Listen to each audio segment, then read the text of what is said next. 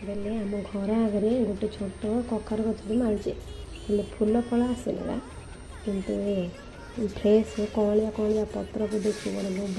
ताको आनी धोई धाई साइड रखीदेली सका हजबैंड माछ आनी भाविली माछ पत्र पोड़ा करी हेले माछ पत्र पोड़ा मुझे करनी जे आज फास्ट टाइम कर कि खाएनी हेले कौन भूल भाल होते मत कमेंट कह प्रथम धोई रखी माछरे हल्दी गुंड लंका लुण सोरष तेल दे गोली रखी तापर बाटी रखी बाटिली बेसर से देकर कटा पियाज टमाटो भृसंग पत्र धनिया पत्र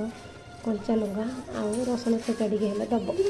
एबे धोई रखी कखार पत्र माछ को दे भलसे गुड़ा गुड़ी कर सूतार बांध जेन मसलाटा बाहर न बाहर तावे सरष तेल दे माछ पत्र दे दी साइड जगह उल्टे प्रेस कर भाज तापर तो रेडी है आमर माछ पत्र पोड़ा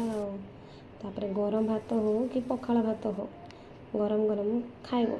कि पखाल भात सहित बेस जमियो मुझे वर्षा होची बोली डाली भात करची।